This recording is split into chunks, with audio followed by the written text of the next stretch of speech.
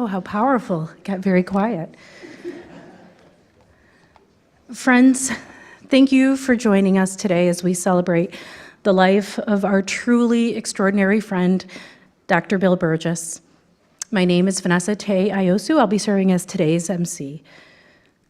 We are in the presence of so many loved ones, so many very important people to Bill and to the community. And as we prepare to hear stories about Bill's life and his vast impact, I can't help but think he would really hate this. Or at the very least, he would say he hated it and then secretly love that so many of you are here.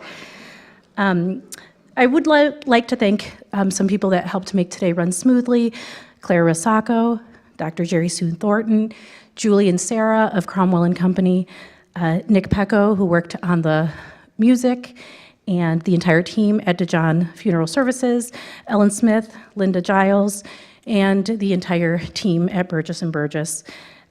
This is obviously a labor of love for us, and as difficult as this is, we know how important it is for all of us to pay tribute to his legacy. Bill was a force. He was a titan, he was a giant, and he was also a teddy bear. And those of us who got to work with him every single day got to see so many parts of his life and the thing that he probably loved the most, which was the work that we got to do together. He was driven by the desire to always do right by people and to do right by communities and children and people who really needed the help. We worked side by side, literally and figuratively. My office shared a wall with him, and it was often very loud, but it was always very intense because Bill operated with this urgency to do so much all of the time.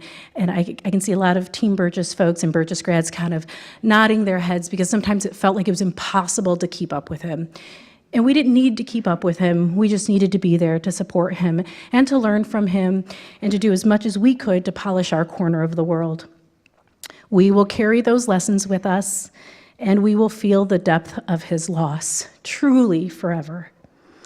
I just want you all to know that you are the folks that meant a lot to him. Bill had a way of talking about people. He was prone to superlatives. We've all heard about the smartest person Bill's ever met, and chances are that's all of you. He had really strong feelings about everyone and everything. And as we hear from the rest of the speakers today, we'll be hearing from the smartest person Bill knew multiple times. And if he held you in high esteem, it was because you had a really high IQ, you spoke truth to power, you just get it, or you knew how to get things done. So thank you to all of you for helping him get things done. We're gathered at Tri-C Corporate College East because Bill loved Tri-C. He loves the institution, he loved the impact of the work, and he loved its leadership. And today we're being welcomed by Dr. Michael Baston, the president of Cuyahoga Community College. He'll open today's program. Thank you.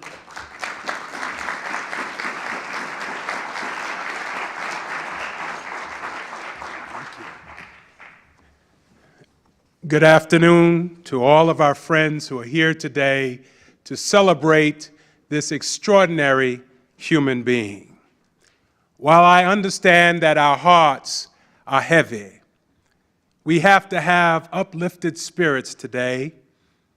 See, it seems almost unthinkable that 1 year ago we celebrated the life and legacy of his beloved Shar.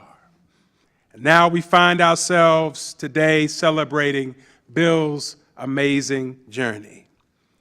But in this moment of shared remembrance, we are reminded that their story was never separate, was always intertwined, and today we celebrate them together once again. Bill Burges was a man on a mission, a man racing against time, and yet fully present in every endeavor. Over the past 6 months, Megan O'Brien and I have had the privilege of working closely with Bill as he sought a fitting tribute to Shar's enduring legacy. That pursuit was quintessentially Bill, purposeful, heartfelt, and driven by an unwavering commitment to honor the past while shaping the future. Bill's connection to Cuyahoga Community College spanned 6 remarkable decades, beginning, of course, under the leadership of President Dr. Nolan Ellison as an executive leader in academics, fund development, and strategic planning. Bill made indelible contributions to the college.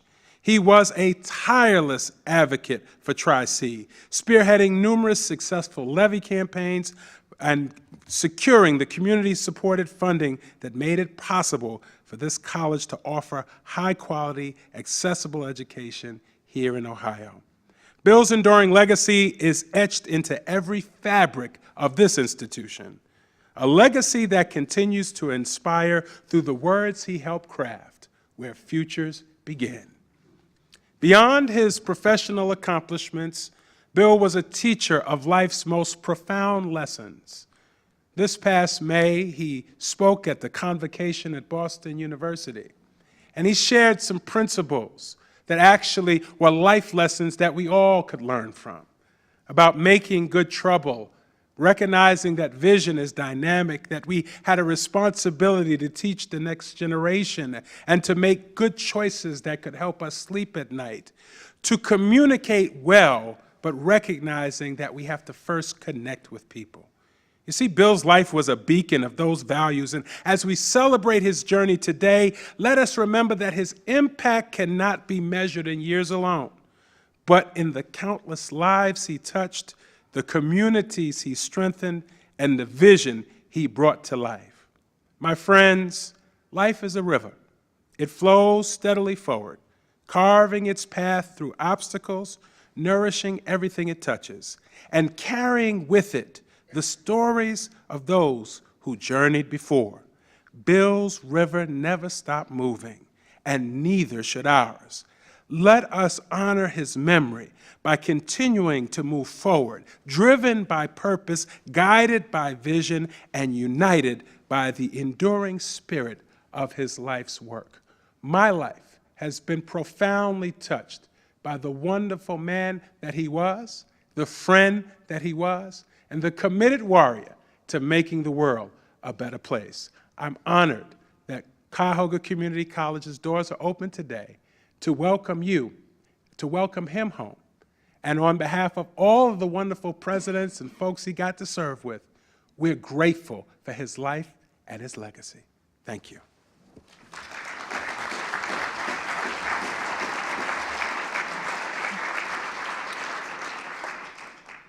Whenever Bill worked on a project that involved families or children in Cleveland, he recruited Terry Butler to engage the neighborhood and clergy leaders.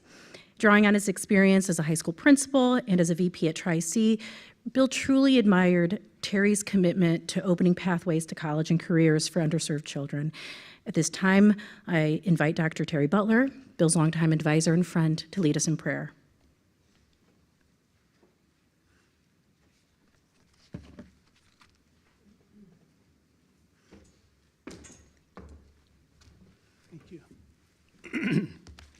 Thank you, Vanessa, and thank you, Dr. Baston, for those inspiring words and thoughts about Tri-C, a place where I hold high esteem. It's good to be with us here this afternoon, celebrating the life of my brother. Brother, surely brother by another mother, but he was my brother. A brother through many struggles, a brother no less. No doubt there are others in this room who feel the same way about Bill. As has already been suggested, Vanessa, there were many, many people who felt like Bill was the only person they knew, the only person they worked with. There is a skill in developing relationships that Bill just had as perhaps an innate skill of working with people, developing and nurturing relationships. Please join me with hearts of gratitude, minds focused, and offering our opening prayer to our Creator, who we may know by many different names in this room, but today with singular purpose. With bowed heads, please join me. Almighty, merciful, everlasting God, our Creator, our provider, our protector, indeed our hope for things to come. Father God, we ask first that you be with us in this room today as we remember the loved ones, remember the family, remember those who have come, the colleagues, the public servants, and others who have served with Bill, all today gathered to celebrate him. We ask that you provide continued peace, comfort, and strength during this time of surprise grief. It slipped up on us. Father God, bring us healing amidst our sorrow, for these have not been easy days. Today, as we remember Bill, let us also say thank you for the personal and professional relationships that were fostered during Bill's storied lifetime. Surround us, Father, with peace, thanksgiving, as we honor and cherish the many lives and memories that have so profoundly been touched by Bill. Give us the grace, Father, grace to lift up. Give us hope. Hope was the theme, as you know, Father, the theme of Bill's last Cleveland Schools campaign. Hope for the education of all, hope for the future, hope for justice, and Father, if it be your will, give us hope today, hope for our nation and troubled world. Allow us to continue the visions of hope held by Bill. Today, we give thanks for all that Bill did with and for each of us. Those seen and those individuals, those cities, those counties, and oh yes, he did. His reach was wide around the state of Ohio and further. But lastly, Father, let's just collectively say thank you for reuniting Bill and his beloved Charlene, his loving wife, his business partner, his source of strength. Only you, Father, know the loneliness that Bill endured over the past months.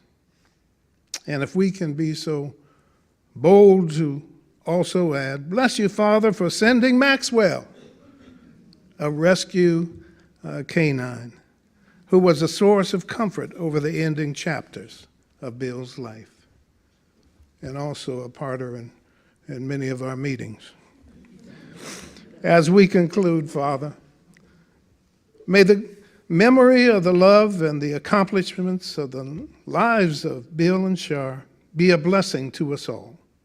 May each of us strive to enjoy the depth of relationships and the sense of purpose that their lives demonstrated. Now, in the name of our Creator, let all gathered say amen and amen. Thank you so much. Here you are. Thank you, Terry. Okay. Thank you. Okay. Oh, God bless you. Bill was immensely proud of his son, Dr. Joel Burges, and all of his accomplishments. Joel's an associate professor of English and Visual Studies and Cultural Studies at the University of Rochester. He carries Bill's smile and his laugh, and I'm honored to introduce you to him today.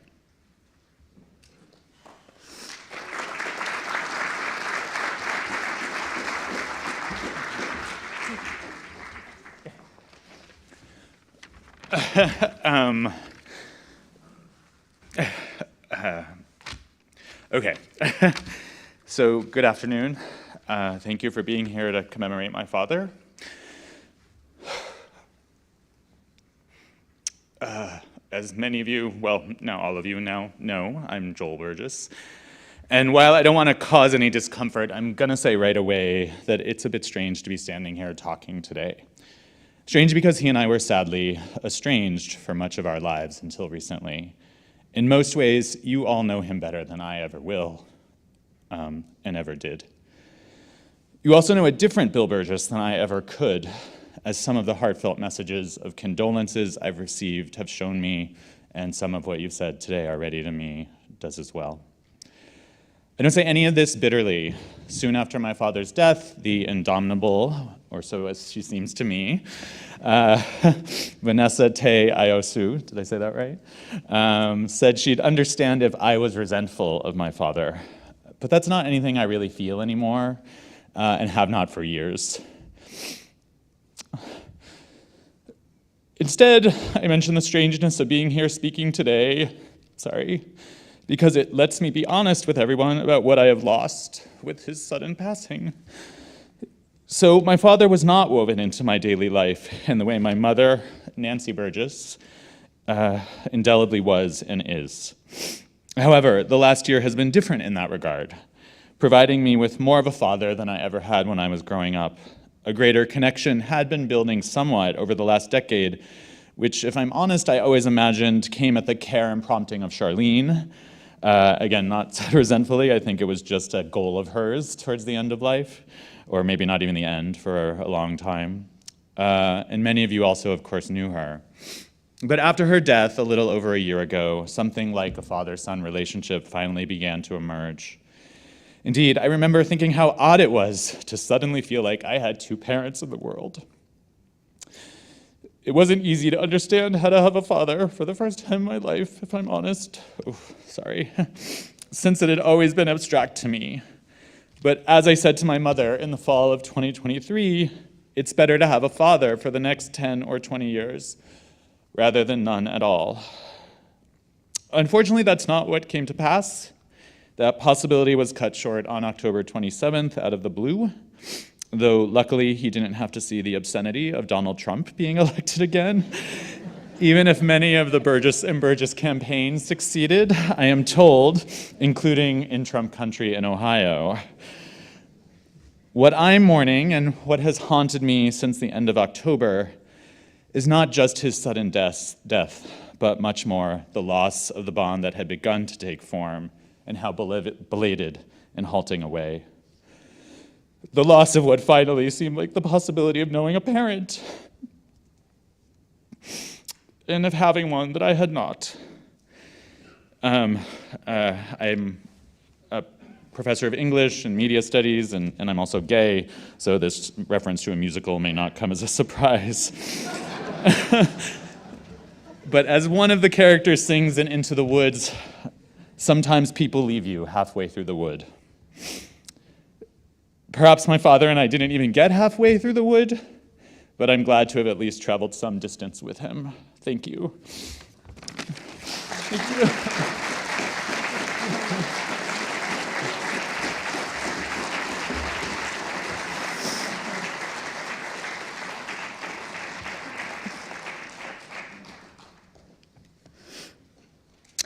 Dr. Marcia Ballinger, president of Lorraine County Community College, first met Bill in 1987.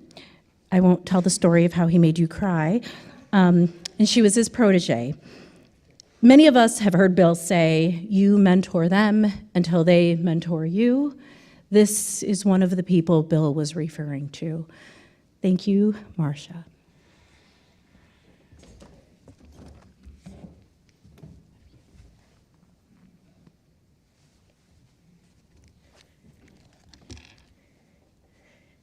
To Dr. Bastian, Michael, my brother, my friend, my colleague, thank you and the Cuyahoga Community College family for hosting Bill's celebration of life today. It was here at Cuyahoga Community College that I first met Bill. And while I have prepared comments, since you said he made me cry, as he's making me cry today, when I first met Bill, I was pregnant with my daughter, and he is a force, as you've said, and I can remember being in this meeting with him at the district office, and he just had high expectations, and we were on a mission, And I thought, I don't think I can do this.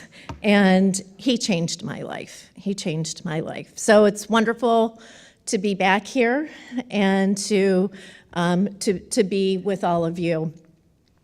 So Michael and I have known each other for over a decade and have worked very closely to advance community colleges. We're kindred spirits, and so we didn't touch base before comments today, but my comments come off of your comments, as if we were reading each other's minds. Earlier this spring, I was having lunch with Bill at his favorite place, Muldoon's, right? When he shared his news with me that Boston University's Metro College had invited him to speak at the May 18th convocation ceremony. Several times as we were having lunch, he said, Marsh, I think they contacted the wrong Bill Burges because I'm just a normal person. I'm not someone famous.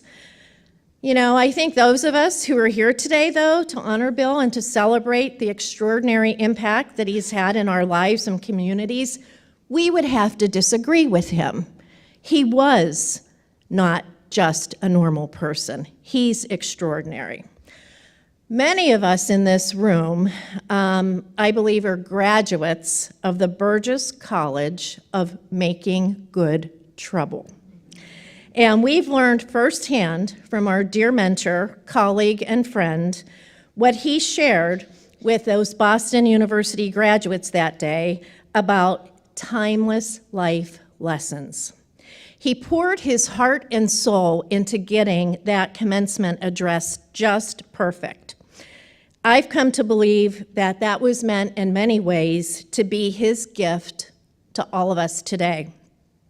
So ICYMI, or in case you missed it, as he often wrote, I had daily emails from him, and they all started off with ICYMI because he thought maybe I didn't read the paper that day or might have missed something. So in case you missed it, here's his last chapter of the book that he wrote, Life's Lessons. So the first, he said, is make good trouble. Bill lauded the late, great civil rights leader, Congressman John Lewis, and his mantra of make good trouble by standing up for what you believe in and speaking the truth as you see it, and then shaking things up to achieve your vision. Bill credits his 9 years as a night student. He knew what it was like to be that adult learner. 9 years as a night student of how to make progress by implementing ideas and winning small battles to learn how to make good trouble. And over time, those small wins create a ripple effect for community change. Bill's life lesson number 2, vision is dynamic. It's always skating to where the puck is going and not fixating on the past. He always loved his sports analogies, and this one he attributed to the hockey great Wayne Gretzky. I think it perfectly captured Bill's eye on the future. He was always looking forward to it and anticipating it. But his third message was to teach the next generation. Teach the next generation. Always the great teacher, educator, and mentor, just like Shar was, he believed that each one should teach one and take responsibility for the next generation to achieve their visions and become role models. As Bill often said, you mentor them, and in turn, they mentor you. When I think about Bill, I believe he was most proud of the people that he's mentored and the impact that they're having, changing lives and creating more vibrant futures. During that commencement address, he shared stories of several of his mentees as inspiration to those graduates. Of special note was a young lady he hired as a part-time research assistant intern when she was a college student. Today, she's CEO at Burges & Burges, Vanessa. I was fortunate that more than 3 decades ago, when I started my career here at Tri-C, Bill took me under his wings. I don't know why, but he did. Maybe it's because I cried that day. And he taught me what it was like to run a levy campaign and win. Not just run it, but win. But even better, to make positive change. I took those lessons with me when I left here in 1991 and went to Lorain County Community College. I have Bill to thank for 8 consecutive levy wins throughout those 30-plus years that I have been at Lorain, and most importantly, for securing the financial health and well-being of our college. Bill's 4th lesson in life was make good choices, professionally and personally, so that you never get caught up in your own success or lose perspective and sacrifice values. He always said, take the time to show that you care and be kind. And finally, communicate and be present, because that's what it takes to hold us all together. He listened to what people care about, and he modeled how to compromise and move forward and create better solutions. Bill not only shared these life lessons, but he embraced them and he lived them out every day. It's really ironic that I'm standing here sharing these with all of you, his family and friends, at his celebration of life. When he wrote them only 5 short months ago, they were meant to inspire that next generation of leaders at Boston University. But today, let us take these lessons and let us keep Bill close in our hearts as he continues to inspire us to make good trouble.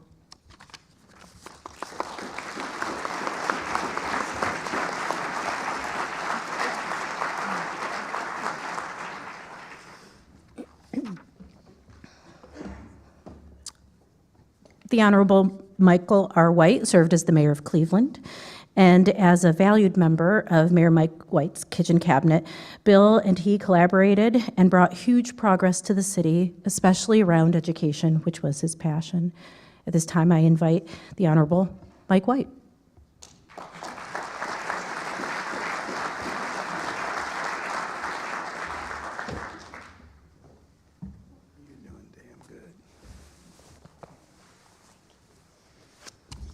Good afternoon.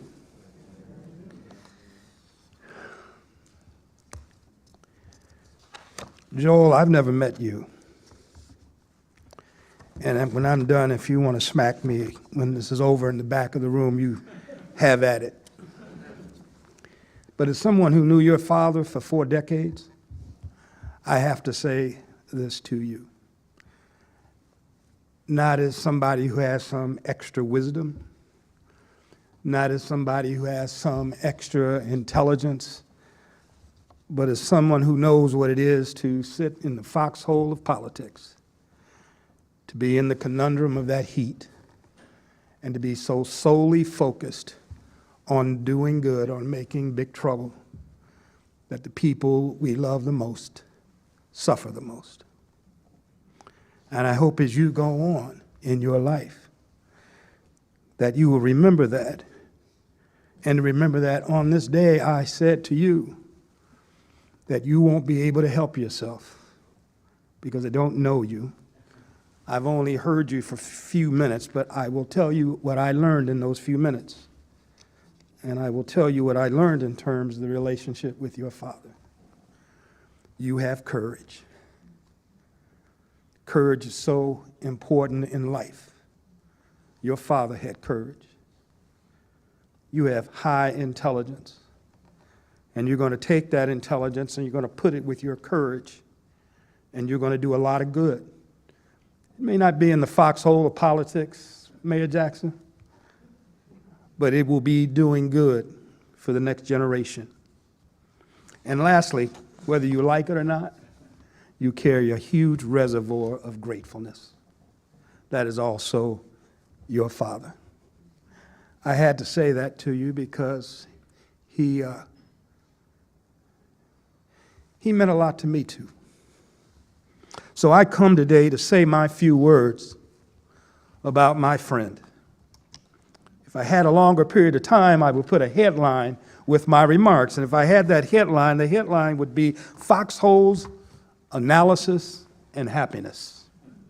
Foxholes, Analysis, and Happiness. It has absolutely been more challenging than I thought it would be to collect my thoughts for Bill's celebration.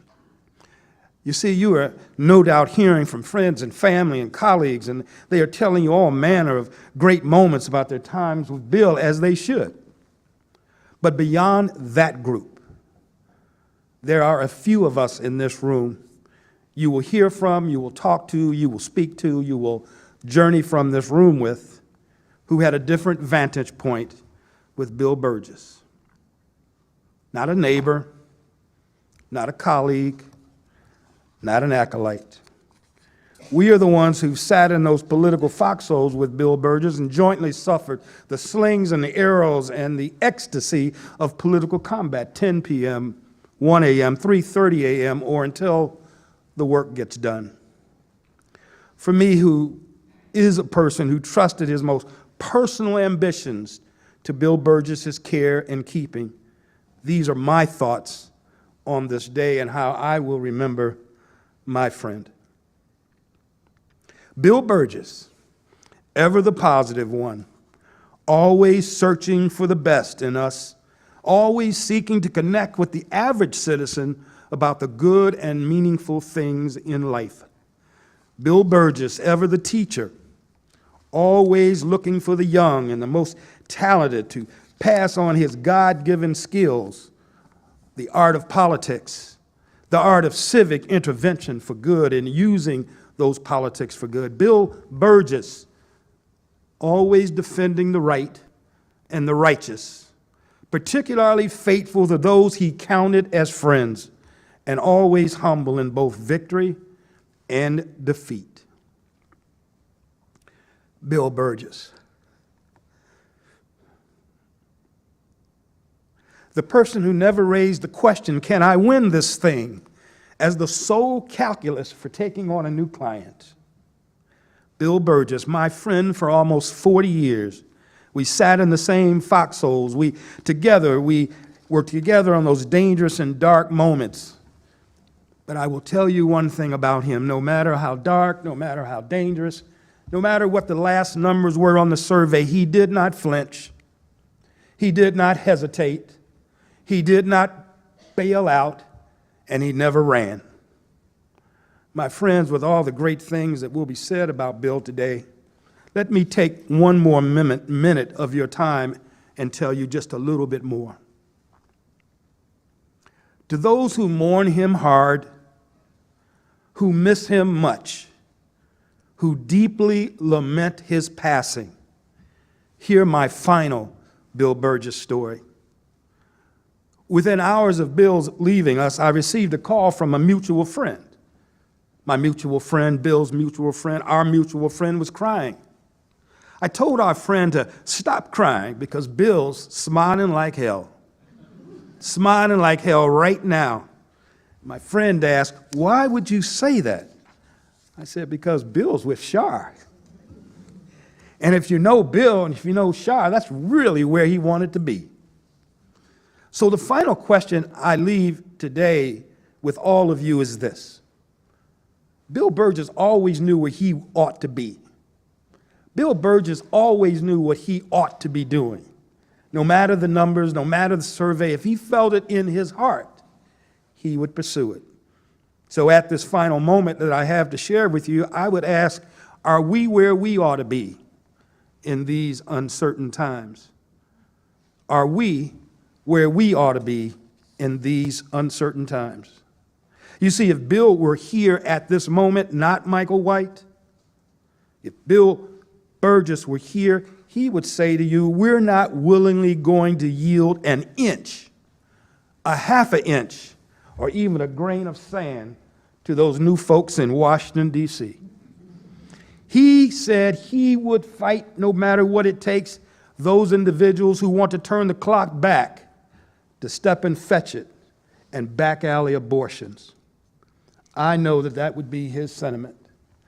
And I know that on that phone call, when he exhorted me to join him in that, I would gladly go, Mr. Council President.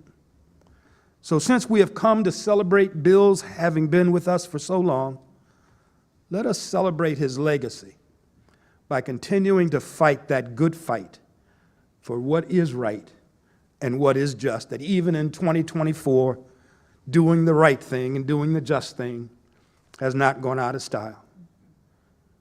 God bless you, my brother. May you rest in peace. You take care of yourself.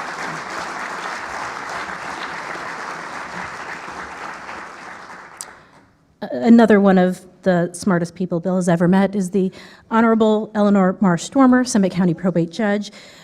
Bill, again, prone to superlatives, would say she was one of the most strategic minds and one of the best judges in Ohio history. That is true. Judge Stormer. Well, as you mentioned, hyperbole was part of his whole gig, wasn't it? How do you describe the arc of a friendship that lasted over 35 years? The Girl Scouts, of which I was one, have a saying, make new friends, but keep the old. One is silver, but the other gold. If we're lucky, we have golden friends who stand the test of time, who we see and then we don't see, but we know they're there, and when we rekindle that friendship, the fire burns differently each time. I met Bill, like many of you, in the last century. In 1988, he was involved in the election of Tim Davis, who became the second county executive in the state of Ohio, and Tim hired me to be his general counsel. I met Bill through Ellen Galmitz, who'd been very involved with the campaign and knew Cleveland politics. Some of you may know her. And while my name is Eleanor Marsh Stormer, Bill kept calling me Marcia. He was very sure of himself, he was very directive, and kind of a bully. So Joel, you're going to hear a lot of nice things about your dad, and I will tell you, although I never met you, I knew all about you. I heard about you over many, many, many years. So you were present in his mind. But I'm going to tell you something, your dad was kind of an arrogant jerk. And if that's even a remotely fair assessment, how grateful am I? Over time, I learned that after 8 years in his business, he was highly regarded for good reason. He had certainly earned the right to be a little arrogant, and upon reflection, maybe it's true that I was really the arrogant jerk. While I loved him, he was sometimes a humongous pain in my ass over 35 years. My boss, Tim Davis, decided that I was going to run for county judge in 1990 because we had a vision of a justice system that did not focus just on locking people up, and he sent me over to talk to the judges at the time, the common pleas judges, about jail overcrowding and alternatives, and no one would listen. So I started my campaign with a logo that a friend designed for me that was bright pink and black. In keeping with the times, I had sort of a shaved head, and it was a semi-punk liar kind of look, which I'm returning to, I think, but I had absolutely no idea what it was to be a candidate, although I and my family had worked for many, many years on many kinds of campaigns. So Ellen introduced me to Bill to see if he would help me, and he did call me Eleanor after that. And as those of you who know who run for office, your family is the driving force behind everything that you do. So my dad, who was my big fundraiser, wanted to meet Bill before I hired him. My dad was born and raised in Brooklyn, New York. He suffered you know where I'm going with this, right? He suffered no fools, and he was a political junkie. He was prepared to grill Bill, as only a New Yorker can. What a joke that turned out to be. They knew all the same places. They had been to the same places for most of their lives. They had the same accent. He forgave Bill for being from the Bronx. They talked about national politics. They agreed on everything, and they just loved each other in some kind of crazy bromance before that was a thing. And that was that. So naturally, Bill became my strategist. In running my first campaign, my dad and he got to know each other well. They became friends and stayed friends until my dad died 5 years ago. They talked on the phone. Bill would drop by when he was in town. They talked politics and the state of the world. They discussed what horses to bet on in the Breeders' Cup, the Preakness, and the Derby. Bill and Charlene had drinks and dinner with my parents, and every so often I would get to come to those events too.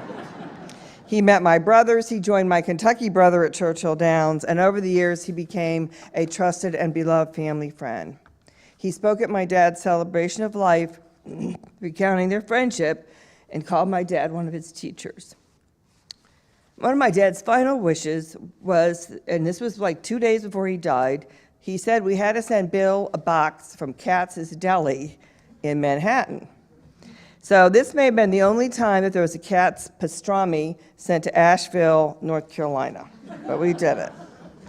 So it is with both a heavy heart and a lightened heart that I stand before you to share with you my reflections on how Bill Burges, my friend and mentor, changed the world as I know it. Judging from the people around me and who've spoken, I understand that what he did for me, he did for many others. I go back to 1990. At that time, almost all the judges in my county were older, white, and Republican. As was the tradition then, the parties appointed the judges, and they rarely had opposition. I was 33. I ran against a 24-year incumbent, largely because he was the presiding judge of the judges who wouldn't listen. On the other hand, I had Bill Burges, and he enlisted Charlene to change my look, which she very gently did, so I could appeal visually to more people by looking older and more polished and perhaps more like the mother that I was, not the mother, the mother. He totally kiboshed my logo. He managed me, he took over my life. I did everything he wanted me to do. It was very hard to get support, particularly because I was someone who wanted to talk about treatment for alcoholics and drug addicts. My line was, I'm not a politician, I'm a good lawyer and I'll be a good judge, which I can't say anymore because I'm definitely a politician now. I wasn't supposed to win as a young woman taking on a seasoned judge, and I didn't. But for most of the election night, I was ahead. With over 230,000 votes cast, I lost by 1,040 votes. It was unprecedented and changed how everybody thought about Bill Burges and, frankly, how they thought about women running for judge. The next year, I was told that I had to run for Akron Municipal Court. This was my boss doing this to me. I wasn't supposed to win that one either because I was running against the brother of the guy I had just lost to, and I had another man in the race. But I had Bill, and this time he gave me a new slogan, I'm running to make our community safe for my family and for yours. So today, I've been a judge for 33 years. First in Akron Municipal Court, then common pleas, and now in probate. I kept my campaign promises and the reasons I ran. We started the first drug court in a regular docket in Ohio, then the first court to help those with untreated severe mental illness. Later, it was a reentry court to holistically help those returning from prison, and finally a treatment court for people civilly committed for an untreated mental illness, which makes them a danger to themselves or others. I am a witness that these courts save lives and money. Today, those of you involved in the justice world, we take these courts for granted. Now they are everywhere, but we were the first, we were a model, and it was a fight. I don't want you to think that I'm bragging on my life. It takes a village to raise a child, and it takes many, many villages to run a successful campaign and to start a program. But you have to understand how much Bill made this happen. I needed this help. I would get all wound up because I couldn't make people see what I saw. He always told the truth. He saw what I saw, and he gave me a great piece of advice that I carry with me. He said, Eleanor, you have to let the soup simmer. I didn't like that. But I do remind myself a lot of times to let the soup simmer. I believe one mark of real intelligence is the ability to make complex ideas simple. Let the soup simmer is actually a very complex thought that's reduced to something very simple. But what we were trying to do in the system was scaring to people. A lock-em-up mentality permeated the system, and we wanted to flip all that. As H.L. Mencken famously wrote, no one in this world, as far as I know, has ever lost money by underestimating the intelligence of great masses of people. Also words to think about today, but we're not going there. This is not to say that voters are stupid, but they're busy and absorbed in their own lives. How do you get them to pay attention and choose you or your issue? The message has to be magnificently simple. As you know, and it's been mentioned, Bill was a maestro at messaging. He mentored me and helped me sell those courts at a time when, frankly, opponents called me a communist and a crazy bitch. So I always talked about safety, saving room in the jail for dangerous people. He gave me aspirational winning slogans like, maybe you think our courts are doing fine, but we can do better. Campaigns were always tailored around change, which is really very unusual in judicial races. He was data-driven in a more esoteric way than just looking at past elections, which was kind of the norm at the time. His polls were specific and thoughtful, and when he called himself a strategist, he was telling the truth. And not just for me. I'm not sure how many mayors or representatives or judges or justices he helped elect, but in my county, it's most of our Democrat elected officials. Our county is now run by Democrats and women. We have only one man who is a county elected official. He really did start that. I mean, nobody took it seriously till we came so close that very first time. Republican judges now get appointed and they lose to Democrats, and Burges make a lot of that magic happen. You've heard people talk about make good trouble, and he started signing his emails. I don't remember him doing it always, but at some point we all got the make good trouble message. It was a perfect slogan for Bill, who had done that for years and all over the state. Like many of you, you probably talked to Bill when he was driving somewhere to meet a candidate or on a levee. We always talked about making change, and later as time went on, more and more about Charlene. I had lunch with Bill in the summer. He was glowing over his commencement speeches. He was really thinking very hard about a lot of different things, the educational systems primarily. We talked for 2 hours about what was happening in Summit County, the state, the younger people who came to office and left to do something amazing for themselves. He was the same as ever, but focused on Char and how to secure her imprint. So another saying, behind every great man is a woman, became more evident.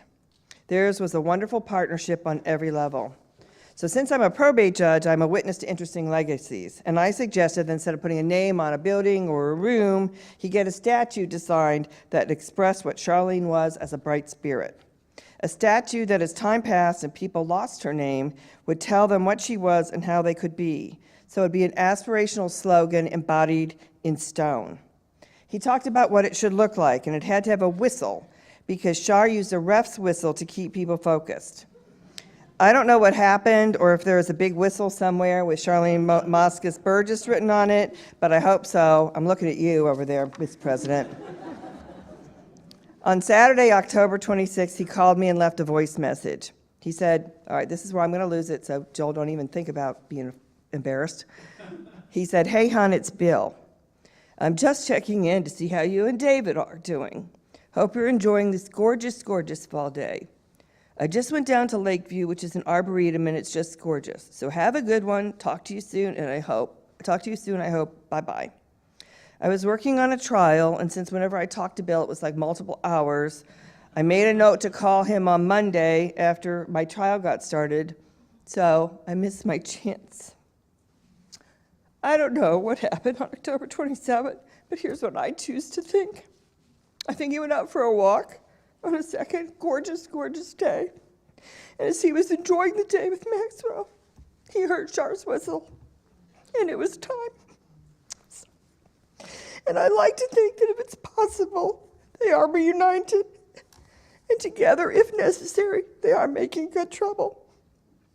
So I'll end with another great saying, not from a legend like John Lewis or an intellectual like Mencken, but from Mae West, a risque, at the time, vaudeville star from 100 years ago. She said, you can only live once, but if you do it right, once is enough. I think we'd agree. He did it right. Sorry.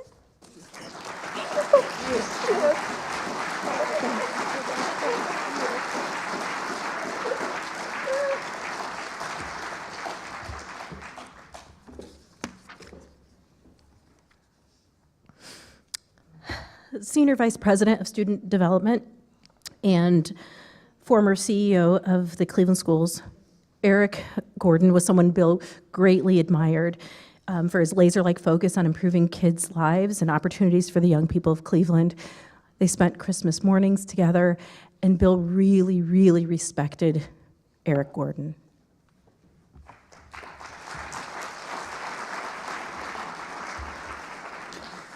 Good afternoon, everyone.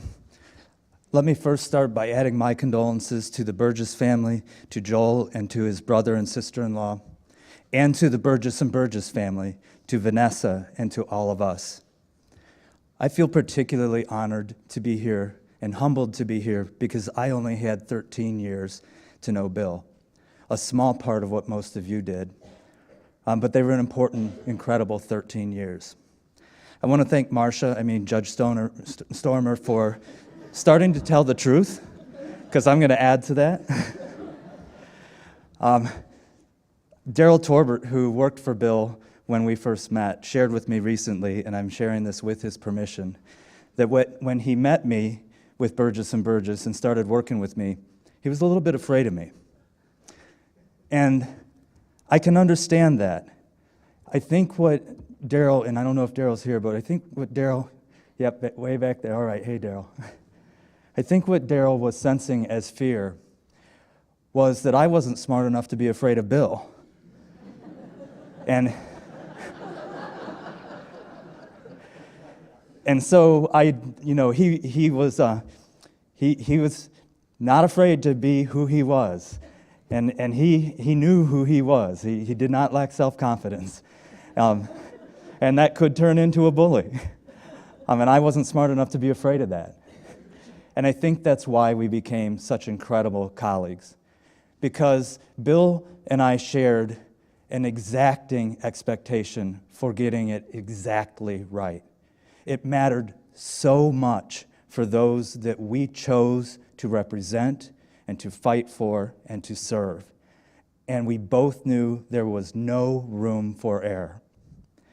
Where I got it wrong is that I didn't know that you weren't supposed to fight with Bill and argue with Bill and debate with Bill and shout at Bill and curse with Bill until you got it right. And that's what made him an incredible colleague for me for 13 years. But what made him an incredible friend was that at the end of that argument, no matter how much profanity, a lot of it on my front porch as cars were going by my house, so I didn't bring it inside, we would meet at Muldoon's for that sandwich or that beer, because that's what made us friends. That we debated the work fiercely, but it never changed. In fact, it built a relationship that I will carry forever. The week before Bill passed, he texted me and said that he missed me. And for those of you who knew Bill on a campaign, and he was on the CMSD campaign, a levy that means an incredible amount to me, plus Vanessa, I'm sure, 100 of others that he told you that you were in charge of, but continued to make sure you did exactly right. He didn't reach out. He was laser focused. As Mayor White said, he was in the foxhole. So that message struck me as really odd, and I reached back and said, sure, after the campaign, let's get lunch at Muldoon's. So when I learned that Bill had passed, and I reached out to friends, I found out that he had reached out to a lot of us, that he had made those phone calls, that he had made those texts. And I also think that there was some part of Bill that knew it was time to go home to Shar. And I think instinctively he was telling us goodbye. And that gives me peace. After the death of Representative John Lewis, as you've heard, Bill updated his email with the signature, "Make good trouble." You've heard it multiple times here, but I want to share it just one more time in the way that I saw it happen. It was subtle. It just showed up. He never mentioned it. It just suddenly was there. And it was just who he was, as we all know. It was not a symbolic signature. It was emblematic of the man. And so I want to leave you today by asking you to metaphorically update your signature and to take Bill with us out of this room and to make good trouble. Be blessed, Bill, and thank you.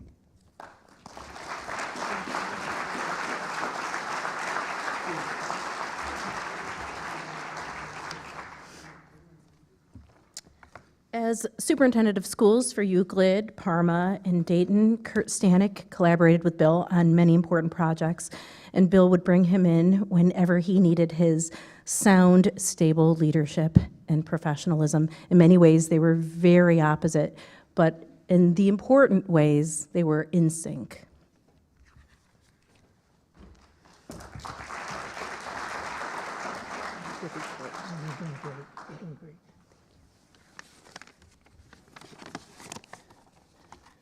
Usually that introduction makes it sound like I can't hold a job. And I stand before you as one of Bill's average friends. I come by it honestly. I had the pleasure of knowing Bill for 35 years. He risked his professional and personal reputation on me. I never wanted to disappoint him. He introduced me to his amazing network of elected officials, business leaders, educators, and media. Bill represented candidates and issues he believed in. He had an intense desire to make things better. It is impossible to estimate the number of people he helped. Trying to pass school levies was like trying to sell return trip tickets on the Titanic. Bill was a divergent thinker, and his input was invaluable. I know that many of Bill's staff members, past and present, are here today. I wish everyone would understand the time, preparation, and practice you provided behind the scenes. I consider all of you special. Bill and I continued our friendship with breakfasts and lunches. He would say, you can hear him, "Hey, Stanek."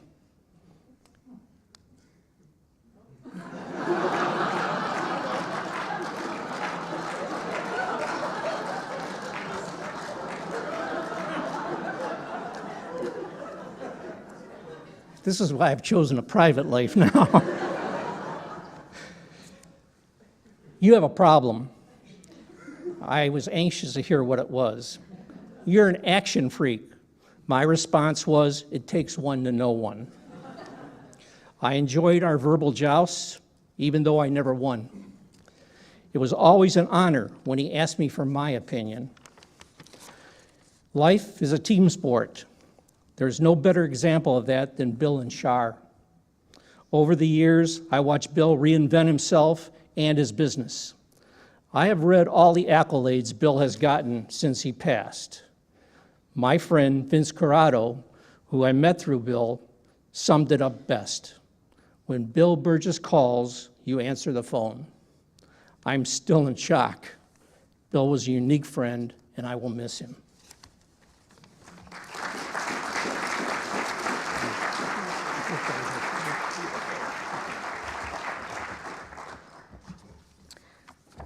I promise that we'll be wrapping soon. But the esteemed president of Sinclair Community College, Steve Johnson, was someone Bill tremendously respected for his vision. Together, they expanded access to higher education and job training for everyone in the region. Dr. Johnson.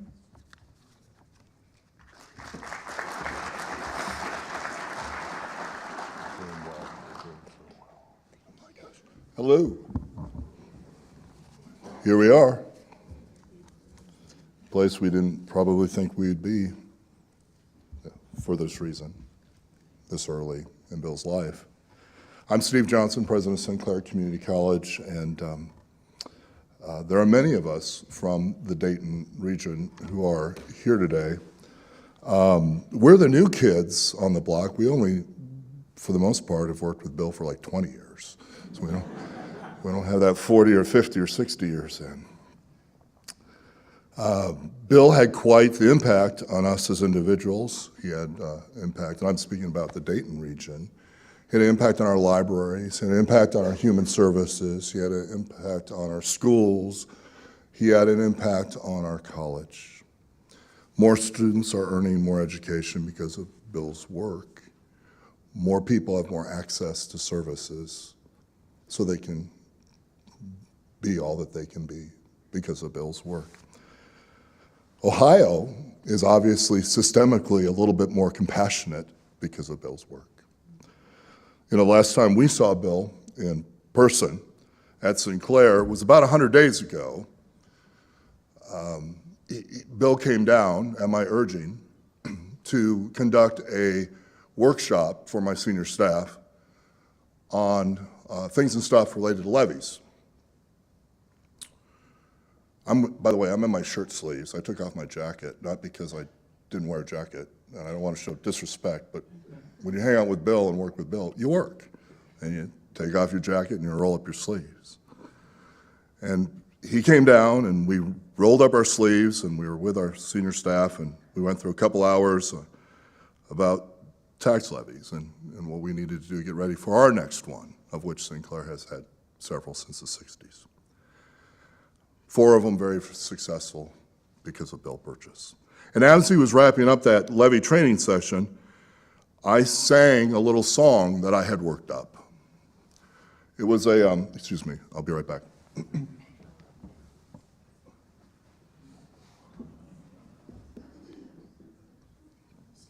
Oh, that's fine. It'll be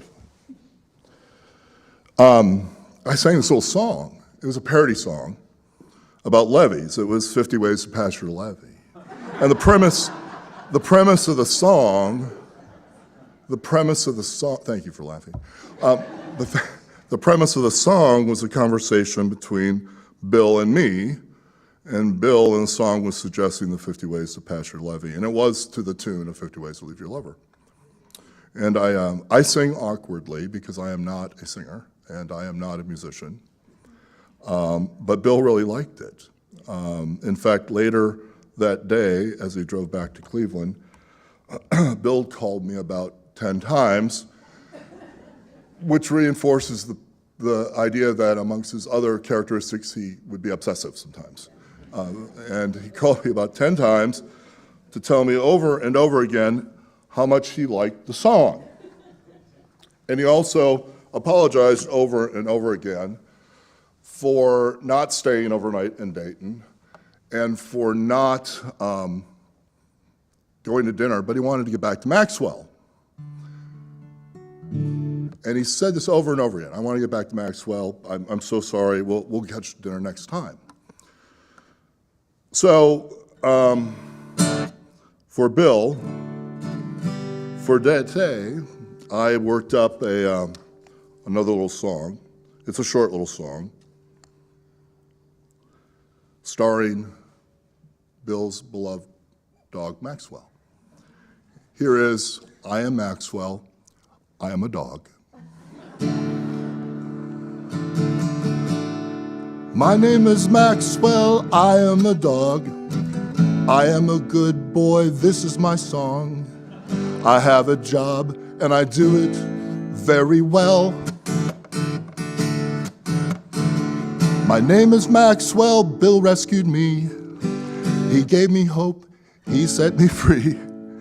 And I suspect that Bill rescued some of you. My name is Maxwell, I'm an angel from God. I hold your heart when it's breaking apart. And I held Bill's until it was time for him to leave. My name is Maxwell, I am a dog. I am a good boy, this is my song. I did my job and I did it very, very well. My name is Maxwell, I am a dog. I love Bill, that's my job. And I will love him now for all eternity.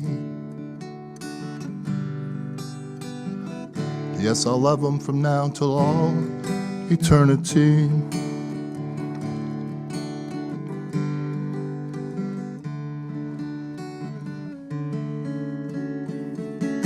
Thank you.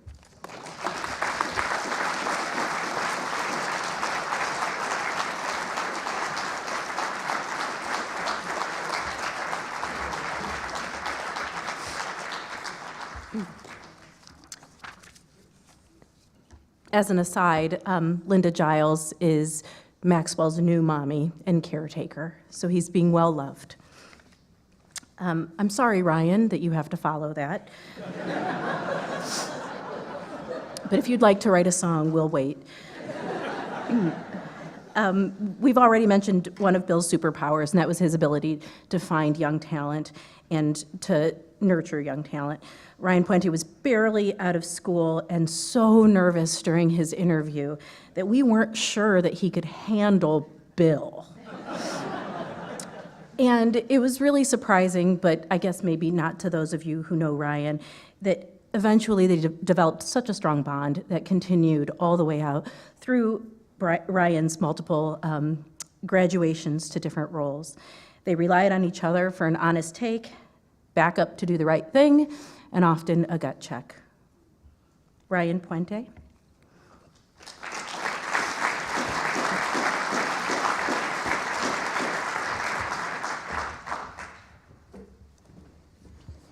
It's very rare for me to do a public speech, but I felt this was really important, so I apologize if I stumble some. As a close mentor and friend, it is hard to put into words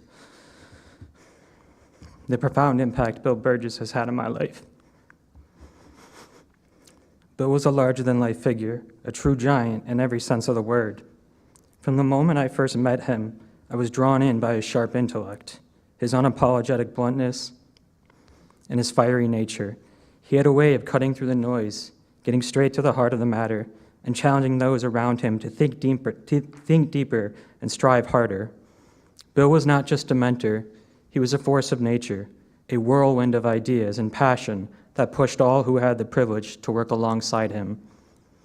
His work ethic was nothing short of legendary.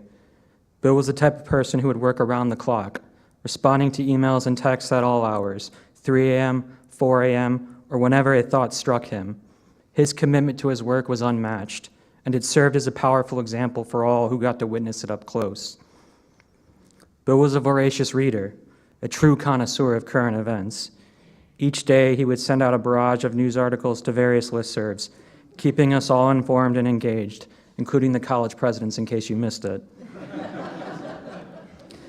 I would genuinely miss receiving those emails, filled with insights and perspectives that only Bill could curate, helping us make sense of the complicated and fast-paced world around us.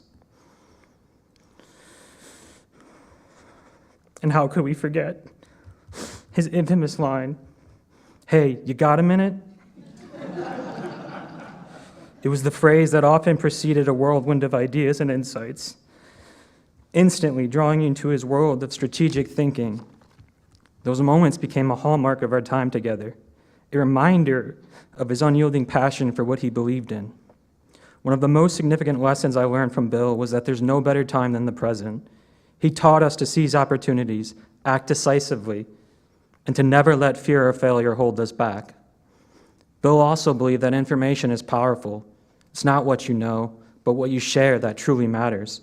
His commitment to sharing knowledge and insights was evident in every interaction, ensuring that those around him were empowered to make informed decisions. As a master strategist and savvy operative, Bill understood the intricate dance between data and real-world insights. He knew the power of combining polling data with street research. Wielding this knowledge like a maestro conducting a symphony, no part of a campaign was beneath them. He rolled up his sleeves, dove into the nitty-gritty of every aspect of a campaign. Whether he was helping to raise funds, strategizing for election day, or writing and producing direct mail or TV ads, Bill was involved in every aspect with an unmatched zeal. Another lesson he instilled in all of us was the importance of never stopping the learning process. Bill surrounded himself with young people. He believed in the necessity of continual evolution, urging us to keep adapting and growing no matter where we found ourselves on our journey. He embodied this belief, and he pushed those he mentored to continue seeking new knowledge and experiences to broaden our worldviews. One of the most significant highlights of my time with Bill was when he took a chance on our Upstart campaign to elect Justin Bibb for mayor. His belief in us and our vision was a testament to his faith in the power of change and the potential of fresh ideas and new energy. Bill's experience and support helped pave the way for a campaign that would inspire a new generation of leaders. And finally, one of the greatest lessons I've learned from Bill often went unspoken. It was quietly observing the extraordinary love he shared with his wife, Charlene, over 41 beautiful years together. Their relationship and synergy was a shining example of partnership and devotion, characterized by deep respect and unwavering support for one another.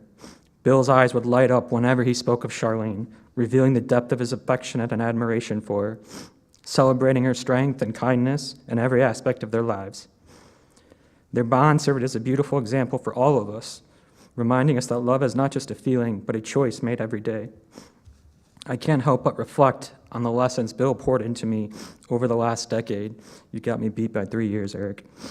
He taught me the value of hard work, the importance of strategy, the need for passion in everything we do, and a beacon of what true love should look like. I'm going to miss him immensely, his guidance, his energy, and his unwavering support. Thank you, Bill, for everything. Your larger-than-life presence may be gone, but the impact you've made on so many of us that you mentored will resonate for years to come. You will be so terribly missed, but until we meet again, may God keep you in the palm of his hand. I love you.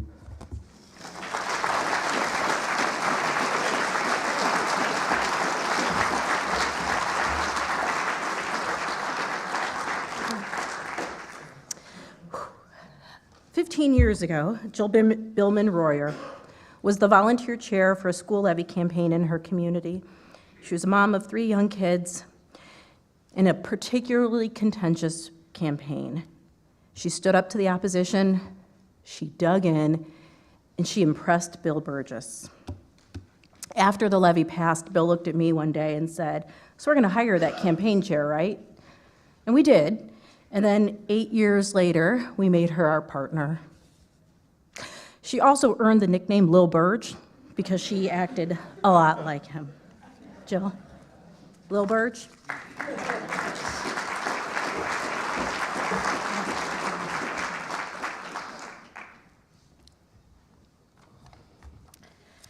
Don't hold it against me, the little Burge. When you get to go last after so many heartfelt speakers, such eloquent words, you risk having to be nimble because a lot of what I wanted to say has been said, and said very well. But I do have a few things that I'd like to leave you with before today's over. As Vanessa mentioned,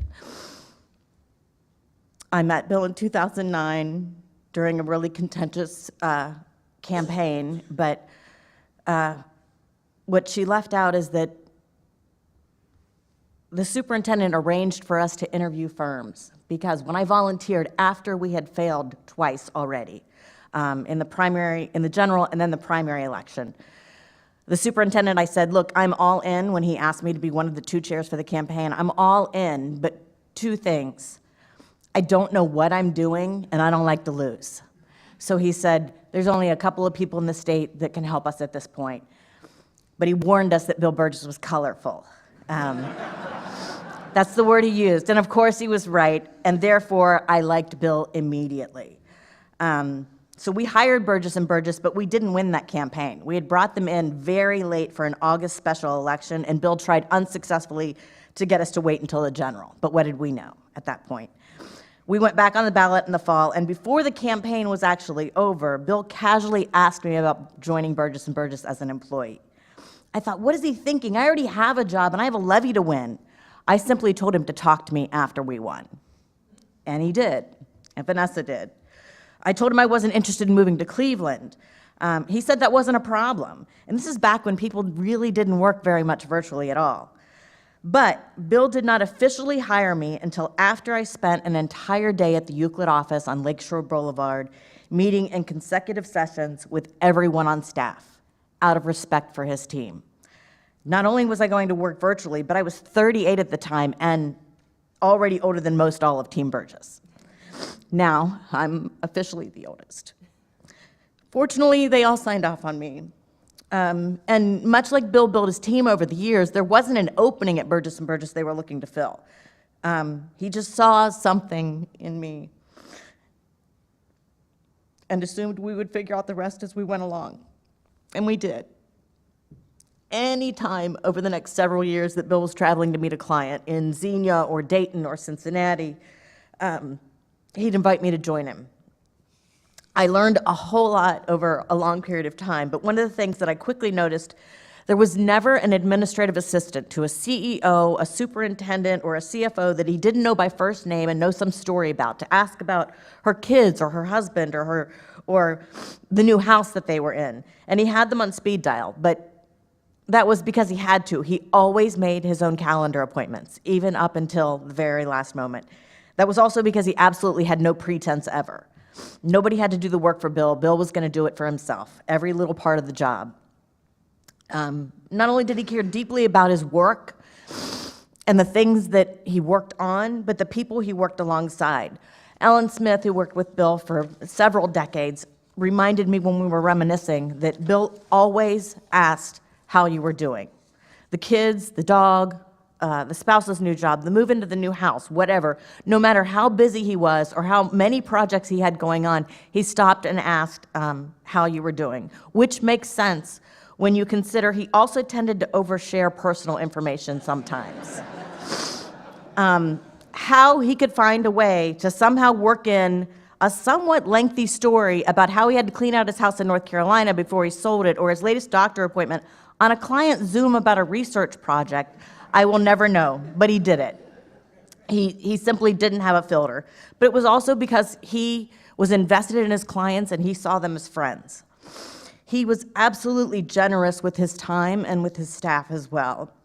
As Ryan said, "You got a minute" is a phrase Team Burgess will miss greatly, as it meant Bill wanted you to come into his office to run an idea by you, walk through a survey instrument, or get your input on a radio or TV spot. No matter what else you were working on or any impending deadlines, you never would say so to Bill.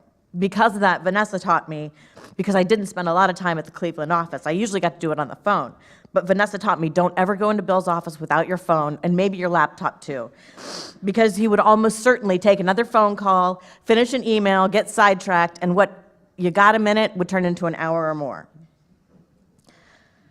But much like my interview with Team Burgess, which also ended in Bill's office around 5 p.m. on a Friday, he called in Vanessa by yelling across the hall, and I'm pretty sure the three of us finally left around 7:30 p.m. It was a Friday, and I still had to drive home to Columbus. Maybe it was a sign of things to come, but I said, sign me up. And maybe Bill saw that in me too. I don't know for sure, but I'm eternally grateful. When Bill, Charlene, Vanessa, and I became partners in Burgess & Burgess in 2016, there was a very brief conversation about if we would change the company's name. Vanessa and I immediately said that was not in the cards for us. The Burgess name and reputation, so well earned, we'd be foolish to ever think about changing it. It was a very short conversation. Because Bill gave me a chance, I get to do important, meaningful work every single day, all across the state, for community colleges, for school districts, park districts, municipalities, addiction recovery services, and so much more. Me, Team Burgess, and the many, many Burgess grads, as you've heard us refer to them, have Bill and Charlene to thank. And the best way I can think to thank both of them and honor the legacy that they created is to be like Bill, and as so many people have said so far, make good trouble, necessary trouble. As was mentioned, when Bill got to have the honor of giving the commencement speech at Boston College earlier this year, he talked a little bit more about what that meant to him. And so I want to end in a way that I think is appropriate to share Bill's words directly about what make good trouble meant to him. It means standing up for what you believe, speaking the truth as you see it, and shaking things up to achieve your vision. It also means being present and listening for others. Progress is often inch by inch, but even then it's cumulative. So my advice to you is that over time, keep pushing forward. You'll make progress on your own good trouble, and sometimes it'll happen more quickly and significantly than you first imagined. Thank you.